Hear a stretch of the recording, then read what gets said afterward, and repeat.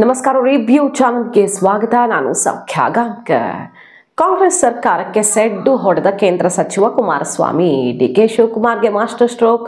ಮುಂದಿನ ತಯಾರಿಗಾಗಿ ಮಹತ್ವದ ಹೆಜ್ಜೆಯ. ಚನ್ನಪಟ್ಟಣದ ಸೋಲಿನ ಬೆನ್ನಲ್ಲಿ ಬಹಳ ಸೈಲೆಂಟ್ ಆಗಿಬಿಟ್ಟಿದ್ರು ಕೇಂದ್ರ ಸಚಿವ ಕುಮಾರಸ್ವಾಮಿ ಅವರು. ನಿಖಿಲ್ಗೆ ಮೂರನೆಯ ಮಹಾಘಾತವಾಯ್ತದು. ಮತ್ತು ಡಿಕೆ ಶಿವಕುಮಾರ್ HDK ನಡುವೆ ಪ್ರತಿಷ್ಠೆಯ ಸಮರವಾಗಿತ್ತು.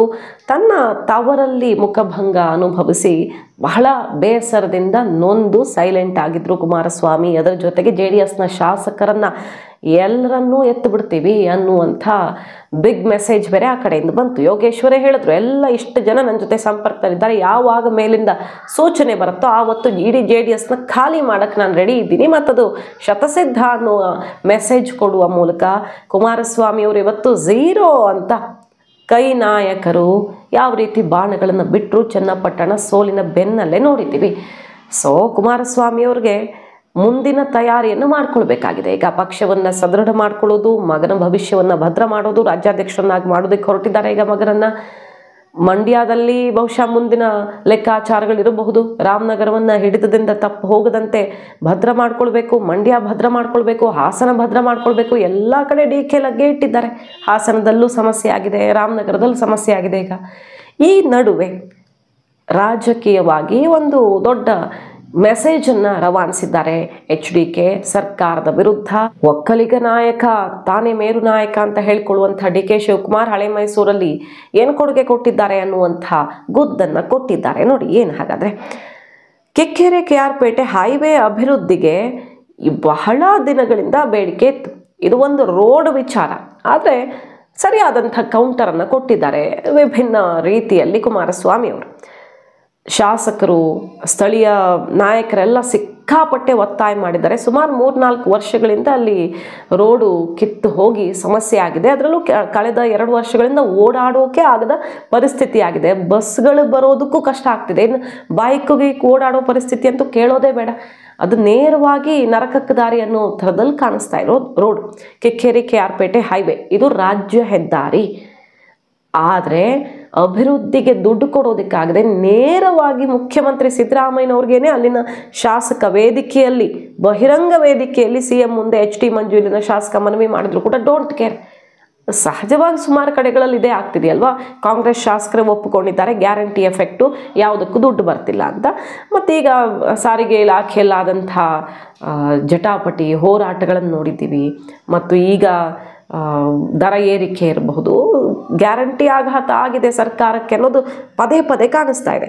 ರಸ್ತೆ ಅಭಿವೃದ್ಧಿ ಮಾಡಲಿಲ್ಲ, ರಾಜ್ಯ ಹೆದ್ದಾರಿಗೆ ಕೊಡುಗೆ ಇಲ್ಲ ಅನ್ನೋದು ಈಗ ಎಲ್ರಿಗೂ ಅಸ್ತ್ರವಾಗಿತ್ತು. ಬಟ್ ಏನೂ ಮಾಡಿರಲಿಲ್ಲ. ಕುಮಾರಸ್ವಾಮಿ ಅವರು ತಡ ಮಾಡದೆ ಏನು ಮಾಡಿದ್ದಾರೆ, ಗುದ್ದಲಿ ಪೂಜೆ ಮಾಡಿಸಿದ್ದಾರೆ. 6 ಕೋಟಿ ವೆಚ್ಚದಲ್ಲಿ ಸರ್ಕಾರಕ್ಕೆ ಸೆಡ್ ಹೊಡೆದು 10 ಕಿಲೋಮೀಟರ್ ರಾಜ್ಯ ಹೆದ್ದಾರಿ ಕಾಮಗಾರಿಗೆ ಚಾಲನೆ ಕೊಟ್ಟಿದ್ದಾರೆ. ರಾಜ್ಯ ಸರ್ಕಾರಕ್ಕೆ ಮಾಡೋದಕ್ಕಾಗ್ತಿಲ್ಲ ಪಾಪ. ಇದನ್ನು ಏನು ಮಾಡ್ತಾರೆ, ದೊಡ್ಡ ದೊಡ್ಡ ನಾಯಕರಿದ್ದಾರೆ, ಆದರೆ ಈ ಭಾಗದ ಮೇಲೆ ಗಮನ ಇಲ್ಲ. ಎಲೆಕ್ಷನ್ ಬಂದಾಗ ಒಕ್ಕಲಿಗ ನಾಯಕ ಅಂತ ಮೀಸೆ ತಿರುಗಿಕೊಂಡು ಬರ್ತಾರೆ ಅನ್ನೋ ರೀತಿಯಲ್ಲಿ DKಗೆ ಸೆಡ್ ಹೊಡೆದಂಗೂ ಆಯಿತು, ಸಿದ್ದರಾಮಯ್ಯನವರು ಸೆಡ್ ಹೊಡೆದಂಗೂ ಆಯಿತು. 10 ಕಿಲೋಮೀಟರ್ ರಾಜ್ಯ ಹೆದ್ದಾರಿಯನ್ನು ನಾನೇ ಮಾಡಿಸ್ತೀನಿ, ಕೇಂದ್ರದಿಂದ ಫಂಡ್ ತರ್ತೀನಿ, ಏನಾದರೂ ಮ್ಯಾನೇಜ್ ಮಾಡ್ತೀನಿ. 6 ಕೋಟಿಯನ್ನು ರಾಜ್ಯ ಹೆದ್ದಾರಿ ರಾಜ್ಯ ಸರ್ಕಾರಕ್ಕೆ ಮಾಡಿಸೋಕ್ಕಾಗ್ತಿಲ್ಲ, ಕೇಂದ್ರ ಸಚಿವನ ನಾನು ಮಾಡಿಸ್ತೀನಿ ಅಂತ ಈಗ ಗುದ್ದಲಿ ಪೂಜೆಯನ್ನು ನೆರವೇರಿಸಿದ್ದಾರೆ. ಅದು ಈಗ ರಾಜಕೀಯ ಕೆಸರಚಾಟಕ್ಕೆ ಕಾರಣ ಆಗಿದೆ.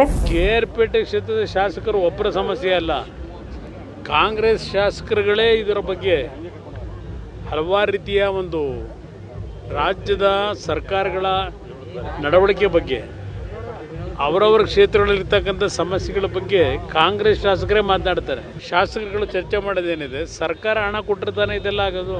ಇವತ್ತು ಈ ಸರ್ಕಾರದ ಹಲವಾರು ಪೂಟಾಟಿಕೆಯ ಮಾತುಗಳು, ಜಾಹೀರಾತು ಮುಖಾಂತರ ಕೊಡ್ತಾ ಇರತಕ್ಕಂಥ ಇವರ ಏನು ದೊಡ್ಡ ಮಟ್ಟದ ಸಾಧನೆ ಅಂತ ಹೇಳಿ, ಅದು ಆ ಜಾಹೀರಾತಿಗೂ ಸಹ ನಾಡಿನ ಜನತೆಯ ಕೋಟ್ಯಾಂತರ ರೂಪಾಯಿ ಹಣ ಇವತ್ತು ಏನೋ ಒಂದು ನೀರಿನಲ್ಲಿ ಹೊಳೆ ಇರೋದಂಗೆ ಹರಿತಾ ಇದೆ. ಮತ್ತು ಅವ್ರು ಕೌಂಟರ್ ಕೊಡ್ತಿರೋದೇನು, ರಾಜ್ಯ ಸರ್ಕಾರದ ಬಂಡವಾಳ ನಾವ್ಯಾಕೆ ತೆರೆದಿಡೋಣ, ಬೇಡ ಬಿಡಿ, ಅವ್ರ ಬಗ್ಗೆ ಮಾತಾಡಲ್ಲ ನಾನು. ಕಾಂಗ್ರೆಸ್ ಶಾಸಕರೇ ಇದ್ದಾರಲ್ಲ ಅದನ್ನು ಬಿಚ್ಚಿಡೋದಕ್ಕೆ. ಕಾಂಗ್ರೆಸ್ ಶಾಸಕರೇ ಯಾವ ರೀತಿ ಅಭಿವೃದ್ಧಿ ಝೀರೋ ಆಗಿದೆ, ಗ್ಯಾರಂಟಿ ಎಫೆಕ್ಟ್ ಅನ್ನೋದನ್ನು ಬಹಳಷ್ಟು ಜನ ತೆರೆದಿಟ್ಟಿದ್ದಾರೆ. ನಾವೇನು ಹೇಳಲ್ಲ. ಮೈಸೂರಲ್ಲಿ ಪಾಪ ರಾಜರ ಮನೆತನದವ್ರ ಹೆಸರಿರೋ ಪ್ರಿನ್ಸ್ ರಸ್ತೆಗೆ ಯಾಕ್ರಿ ಸಿದ್ದರಾಮಯ್ಯನವ್ರ ಹೆಸರಿಡ್ತೀರಾ, ಕೆಸರೆ ಗ್ರಾಮದ ರಸ್ತೆಗೆ ಇಟ್ಟುಬಿಡಿ ಸರಿ ಹೋಗುತ್ತೆ ಅಂತ ಕಾಲ ಎಳೆದಿದ್ದಾರೆ. ಮೂಡ ಹಗರಣ ಸುತ್ತಕೊಂಡಿದೆಯಲ್ಲ ಆ ಕೆಸರೆ ಅಲ್ಲೇ ಇಟ್ಟುಬಿಟ್ರೆ ದಿ ಬೆಸ್ಟ್ ಅದು ಆಪ್ಷನ್ನು. ಮೈಸೂರಲ್ಲಿ ನಿಮ್ಗೆ ಹೆಸರಿಡ್ಬೇಕು ತಾನೆ, ಕೆಸರೆ ಊರಿನ ರಸ್ತೆಗೆ ಸಿದ್ದರಾಮಯ್ಯ ರಸ್ತೆ ಅಂತ ಇಟ್ಟುಬಿಡಿ ಅಂತ ಬೇರೆ ಕುಹಕವಾಡಿದ್ದಾರೆ. ಸರ್ಕಾರದ ನಿರ್ಲಕ್ಷ್ಯಕ್ಕೆ ಸೆಡ್ಡು ಹೊಡೆದು ಹೆದ್ದಾರಿ ಕಾಮಗಾರಿಗೆ ತಾನೇ ಚಾಲನೆ ಕೊಟ್ಟಿದ್ದಾರೆ. ರಾಜ್ಯ ಸರ್ಕಾರದ ವ್ಯಾಪ್ತಿಗೆ ಬರುವಂಥ ರೋಡ್ ರಿಪೇರಿ ಮಾಡೋಕ್ಕಾಗ್ತಿಲ್ಲ. ಶಾಸಕರು ಪದೇ ಪದೇ ಕೇಳಿಕೊಂಡ್ರು, ಮನವಿ ಮಾಡಿಕೊಂಡ್ರು. ಅದೇನು ಒಂದು ಪ್ರದೇಶ ಅಲ್ಲ, ಸುತ್ತಮುತ್ತಲಿನ ಹಲವು ರೋಡ್ಗಳನ್ನ ಕನೆಕ್ಟ್ ಮಾಡೋದ್ರಿಂದಾಗಿ ತುಂಬ ಜನಕ್ಕೆ ಪ್ರಾಬ್ಲಮ್ ಆಗ್ತಿದೆ. ರಾಜ್ಯ ಸರ್ಕಾರ ಯಾರ ಮನವಿಗೂ ಕ್ಯಾರ್ ಅಂತಿಲ್ಲ. ಸಿದ್ದರಾಮಯ್ಯನವ್ರಿಗೆ ಬಹಿರಂಗ ವೇದಿಕೆಯಲ್ಲಿ ರಿಪೋರ್ಟ್ ಕೊಟ್ಟರು ಕೂಡ ನೋಡ್ತಿಲ್ಲ. ಅದು ದೃಶ್ಯ ನೋಡ್ಬೋದು, ಹೆಂಗಿದೆ ರಸ್ತೆ, ಎಷ್ಟು ವರ್ಷಗಳಿಂದ ಯಾರು ರಿಪೇರಿ ಮಾಡ್ತಿಲ್ಲ. ಕಿಕ್ಕೇರಿ KR ಪೇಟೆ ಹೈವೇ ನಾನೇ ಮಾಡ್ತೀನಿ ಅಂತ ಈಗ ಗುದ್ದಲಿ ಪೂಜೆ ನೆರವೇರಿಸಿ ಕಾಮಗಾರಿಯನ್ನು ಶುರು ಮಾಡಿಸಿದ್ದಾರೆ ಕುಮಾರಸ್ವಾಮಿ ಅವರು. ಈ ಮೂಲಕ ಒಕ್ಕಲಿಗ ನಾಯಕ ಅಂತ ಮೀಸೆ ತಿರುವಿದ್ರೆ ಸಾಲದು, ನೋಡಿ ಜನಕ್ಕೆ ಸಿಗೋರು ಯಾರು, ಭಾಷಣ ಮಾಡೋರು ಯಾರು ಅನ್ನೋ ರೀತಿಯಲ್ಲಿ ತಿರುಗಿ ಇಟ್ಕೊಳ್ಳೋ ರೀತಿ ಇರಬಹುದು ಇದು. ಯಾಕಂದರೆ ಚನ್ನಪಟ್ಟಣದಲ್ಲಿ ಅದೇ ವಿಷಯ ದೊಡ್ಡ ಹಣಾಹಣಿ ಕಾರಣ ಆಗಿತ್ತು. ಇವರು ಟೂರಿಂಗ್ ಟಾಕೀಸು ಬರ್ತಾರೆ ಹೋಗ್ತಾರೆ, ಅಪ್ಪ ಮಗ ಅಲ್ಲೊಂದ್ಸಲ ಇಲ್ಲೊಂದ್ಸಲ ಅಂತ ಜನಕ್ಕೆ ಕೈ ಕೊಡ್ತಾರೆ, ಕೆಲಸ ಮಾಡಲ್ಲ ಅನ್ನೋ ರೀತಿಯಲ್ಲಿ ಭಾಷಣ ಮಾಡಲಾಗಿತ್ತು. ನಿಮಗೆ ಕೆಲಸ ಮಾಡೋರು ಇಲ್ಲಿರೋರು ಬೇಕಾ ಏನು ಅನ್ನೋ ರೀತಿಯಲ್ಲೇ ವಾಗ್ದಾಳಿ ನಡೆಸಿದ್ರು. ಮತ್ತು ಗೆದ್ದ ಮೇಲೆ DK ಶಿವಕುಮಾರ್ ಅವರು ಹೇಳಿದ್ದು ಒಂದೇ ಮಾತು, ಚನ್ನಪಟ್ಟಣದಲ್ಲಿ ಯಾವಾಗ ಕುಮಾರಸ್ವಾಮಿ ಅವರು ಕಾಲು ಕಿತ್ತರೋ ಕೇಂದ್ರ ಮಂತ್ರಿಯಾಗಿ ಅವತ್ತೇ ನಾನು ಕೆಲಸ ಶುರು ಮಾಡಿದೆ, ಅದರ ಫಲ ಇವತ್ತು ಸಿಕ್ಕಿದೆ ಅಂತ. ಸೊ ಮಂಡ್ಯದಲ್ಲಿ ಅದೇ ಮಾಡೆಲಲ್ಲಿ ಮಗನ ಭವಿಷ್ಯಕ್ಕೋ ಇಲ್ಲ ಮುಂದಿನ ಎಲೆಕ್ಷನ್ಗೋಸ್ಕರ ಸಿದ್ಧತೆ ಮಾಡ್ಕೊಳ್ತಿದ್ದಾರೆ. ಆ ಭಾಗದಲ್ಲಿ ಮತ್ತೊಮ್ಮೆ ಅಭಿವೃದ್ಧಿಯ ಮೂಲಕ ತನ್ನ ಪಕ್ಷದ ಬಲವನ್ನು ಹೆಚ್ಚಿಸಬೇಕು ಅನ್ನುವ ಬೇರೆ ಬಗೆಯ ಸ್ಟ್ರಾಟಜಿಯೋ ಇದು ಗೊತ್ತಿಲ್ಲ. 18 ಶಾಸಕರ ತಾಕತ್ತು ಏನು ಅನ್ನೋದು ಗೊತ್ತು ಕಾಂಗ್ರೆಸ್ಗೆ, ಅದಕ್ಕೆ ಸೆಳೆಯೋಕೆಲ್ಲ ನೋಡ್ತಿದ್ದಾರೆ. ಆ 18 ಶಾಸಕರನ್ನು ಒಡಿಬೇಕು ಅಂತ ಪ್ರಯತ್ನ ಮಾಡಿದ್ರೆ ಅದು ಯಾವತ್ತಿಗೂ ಸಫಲ ಆಗಲ್ಲ ಅಂತ ತಿರುಗಿ ಇಟ್ಕೊಟ್ಟಿದ್ದು. GT ದೇವೇಗೌಡರು ಹೋಗ್ತಾರೆ ಅಂತ ಸುದ್ದಿ ಹಬ್ಬಿಸಿರೋ ನಿಮಗೆ ನಿರಾಸೆ ಆಗಿದೆ ಈಗ. ಯಾಕಂದರೆ GT ದೇವೇಗೌಡರು ಯಾವ ಕಾರಣಕ್ಕೂ ಹೋಗಲ್ಲ ಅನ್ನೋದನ್ನು ಅವರ ಮಗನ ಬಾಯಲ್ಲೇ ಹೇಳಿಸಿ ಅಲ್ಲೂ ಕೂಡ ಕೌಂಟರ್ ಕೊಟ್ಟಿದ್ದಾರೆ. ಹರೀಶ್ ಗೌಡ ಖಚಿತವಾಗಿ ಹೇಳಿರೋದು GT ದೇವೇಗೌಡರು JDS ಅಲ್ಲೇ ಇರ್ತಾರೆ ಅಂತ. ಸೊ ಕಾಂಗ್ರೆಸ್ನ ವಿರುದ್ಧ ಮತ್ತೆ ಸಿಡಿದೆದ್ದು ನಿಂತಿದ್ದಾರೆ HDK. ಇನ್ನೆಲ್ಲ ಗೊತ್ತಾಗುತ್ತೆ, ಇನ್ನು ಸಂಕ್ರಾಂತಿ ಬಳಿಕ ಬಹಳಷ್ಟು ವಿಚಾರಗಳು ಗೊತ್ತಾಗುತ್ತೆ ರಾಜ್ಯದ ಜನಕ್ಕೆ, ಎಲ್ಲ ಬಟಾ ಬಯಲಾಗತ್ತೆ ಅಂತ ಸವಾಲನ್ನು ಹಾಕಿದ್ದಾರೆ. ಕಾದು ನೋಡಬೇಕು. ಈಗ ಸದ್ಯ ರಾಜ್ಯ ಹೆದ್ದಾರಿಯಲ್ಲಿ ಕೇಂದ್ರ ಸಚಿವರು ತಾನೇ ಕೆಲಸಕ್ಕೆ ನಿಂತಿರೋದಿದೆಯಲ್ಲ, ಅದು ಮಾತ್ರ ಕುತೂಹಲಕಾರಿಯಾಗಿದೆ.